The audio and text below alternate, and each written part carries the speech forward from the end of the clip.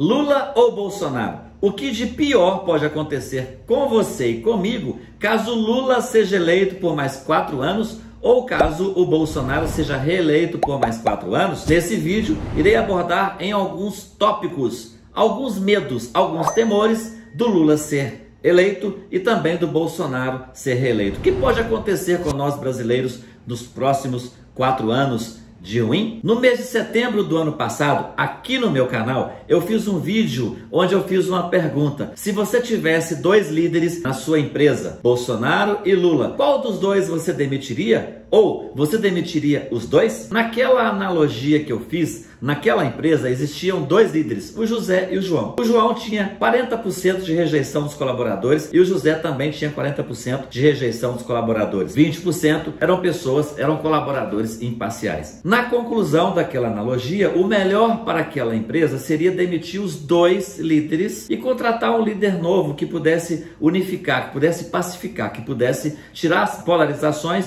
e pudesse harmonizar o ambiente. Ou seja, o melhor seria demitir tanto o Lula quanto o Bolsonaro, caso eles fossem os líderes da empresa. Só que passou-se o primeiro turno. Isso não aconteceu. Eu até sugeri para alguns colegas políticos que tanto o Lula quanto o Bolsonaro deveriam abrir mão da candidatura e dar oportunidade para outros, para que as pessoas pudessem, para que o país pudesse deixar esse negócio de extrema esquerda, extrema direita, a gente pudesse ter um país mais tranquilo. Só que isso não aconteceu. Eles não quiseram abrir mão. E agora a gente não tem escolha. A gente não pode mais demitir os 2. Nós podemos demitir apenas um deles. E eu quero trazer para vocês aqui, colocar na balança, né? Colocar na balança os temores de um e os temores do outro. Então vamos lá. O primeiro tópico que eu quero abordar aqui, eu vou começar pelo Lula. Já que o Lula governou 8 anos, mais a Dilma ali quase 2 mandatos, eu vou começar pelo Lula. Quais são os medos do Lula ganhar a eleição no dia 30? Né? Quais são os temores? Em primeiro lugar, no primeiro tópico que eu quero abordar, veja bem, o Lula há umas décadas, né? Já há umas décadas, existe um vídeo dele onde ele fala que ele ia trabalhar para que ele pudesse trazer o socialismo cubano para o Brasil. Ele dizia que não tinha como ele trazer num dia, né, para o outro, não conseguiria implantar aqui de um dia para o outro e demoraria 30, 40, 50 anos. A gente, para implantar esse socialismo, levaria quantos 30, 40, 50 anos para implantar num país de tantas coisas como o Brasil. Por isso, ninguém precisa ter tanto medo que não vai acontecer tão imediatamente, tá?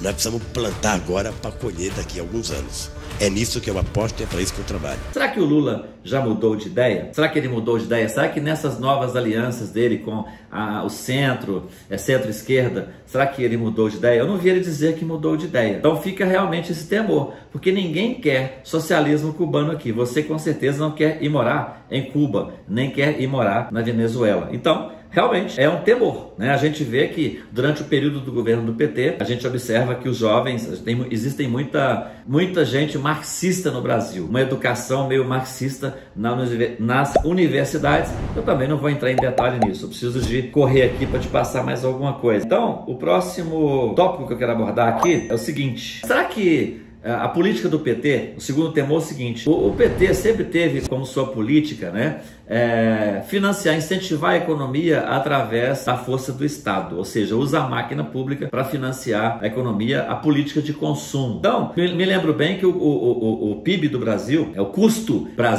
da máquina pública do Brasil, representava um percentual na época do governo Fernando Henrique. Quando o PT entrou até o governo Dilma, essa representatividade do custo da máquina pública em relação ao PIB aumentou enormemente. Tanto é que o Temer ele teve que fazer algumas reformas paliativas, né, para conter esses gastos públicos. Será que o PT voltando, ele vai de novo continuar aumentando a máquina pública? Porque, veja bem, uma coisa é cobrar mais impostos para financiar a infraestrutura, né? Para financiar a saúde, para financiar a educação, para financiar a segurança pública, assistência social, para atender os mais pobres. Agora, aumentar impostos para bancar as regalias de uma máquina pública de um custo Brasil alto sem necessidade? Dá medo. E veja bem que o governo aumentou tanto essas despesas, tá? Nós tivemos aí uma crise enorme no ano de 2015, 2016, mesmo sem haver pandemia. Nós tivemos o recorde de crise da história do Brasil dos últimos 100 anos, a maior crise da história do Brasil dos últimos 100 anos. Ou seja, mesmo sem pandemia. Teve economista que disse que foi a pior crise do Brasil de toda a história.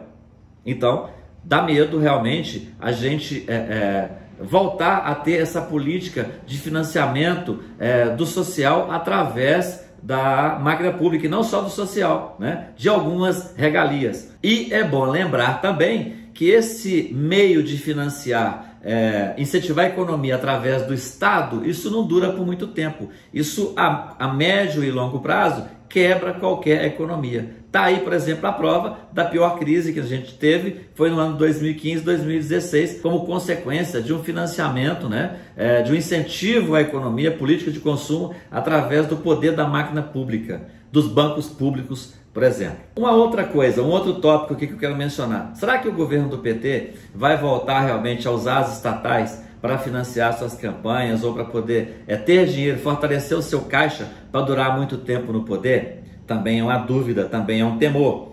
Uma outra coisa que eu anotei aqui será que ele vai favorecer alguns poucos empresários queridinhos e talvez favorecer também alguns países queridinhos da América Latina? Ou será que vai fazer política, né, externa com todos os países, independente de ser socialista, de ser de direita, de ser de centro? Um outro temor, será que realmente vai regular a liberdade de expressão? Será que realmente vai regular a mídia como ele prometeu? Como será essa regulação? Fica aí uma dúvida. E mais um tópico, como fica a questão das burocracias? A gente precisa de desburocratizar e não de burocratizar. Para tirar um documento, uma segunda via, para poder tirar uma licença, será que vai ser muito burocrático? Será que o PT tem essa intenção de burocratizar, de travar as coisas, ao invés de desburocratizar? Já que a gente vive num mundo hoje completamente digitalizado, no mundo globalizado, onde tudo é muito acelerado, será que a gente vai estar com um freio de mão puxado? Também é um dos temores. E como vai ficar aqui, um dos outros tópicos também que eu quero mencionar, como fica a questão da moral do Brasil, né? Todo mundo sabe, eu não vou usar aqui certas expressões, mas todo mundo sabe da história, tudo que aconteceu, das prisões que aconteceram, dos julgamentos em várias instâncias, vários tribunais, da forma como houve todas as liberações para ser candidato. Ficou uma coisa meio estranha assim. Será que ter um presidente assim vai ficar legal? Como que a gente brasileiro vai cumprir nossas obrigações? Será que não vai ficar meio sem ética, meio sem moral? Como que a gente vai viver isso? Ter um presidente por 4 anos nessas situações, né? Então, são temores. Como fica a política econômica do governo, por exemplo? Nós sabemos que ele não anunciou quem vai ser o ministro da Economia, a gente não conhece o plano de governo, parece que fica meio assim, um voto no escuro. Como vai ficar a questão da política? Será que vai ficar muito voltada para a esquerda? Vai andar com a perna só? Ou vai também usar as duas pernas, usar a esquerda e usar também a direita, para não ficar igual andando de muleta, né?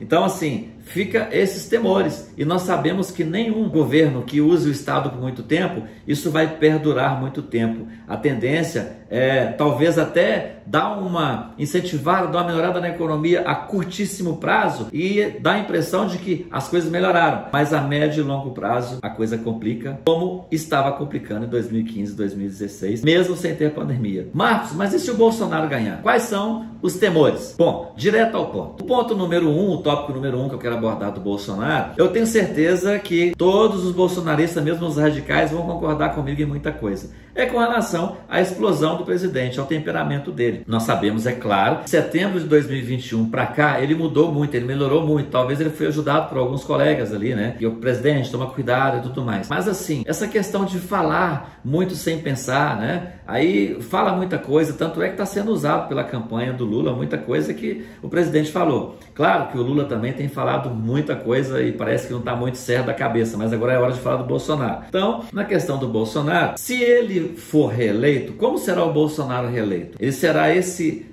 cara comportado, né? Assim, que melhorou o comportamento dos últimos 12, 13 meses? Ou ele vai voltar a ser aquele cara do primeiro ano do mandato, daquelas tensões do segundo ano, né? E que às vezes, é claro, a pandemia também foi uma caixinha de surpresa, porque o cara não sabia o que ia acontecer, eles pensavam que era uma coisa, não pensavam que era tão grave. Então o cara acabou falou algumas bobagens ali sem pensar. E com certeza, não acho que vai ter mais pandemias também para tentá-lo tanto, né? Mas fora a pandemia, essas questões da imprensa, o pessoal, os bolsonaristas falam que a imprensa vai contra ele e o Supremo vai contra ele. Beleza, não vou entrar nessa questão, né? Mas se for, por exemplo, é melhor chegar ao meio termo do que ficar radicalizando e esticando a corda. Então, o temor é esse, né? Como será o Bolsonaro? Ele vai ser um cara mais contido, mais negociador, né? Que vai pensar no desenvolvimento, mais no desenvolvimento do Brasil do que ficar o tempo todo criando essas munições e dando para a oposição. Um outro temor que eu quero mencionar é como serão as relações externas dele. Será que ele vai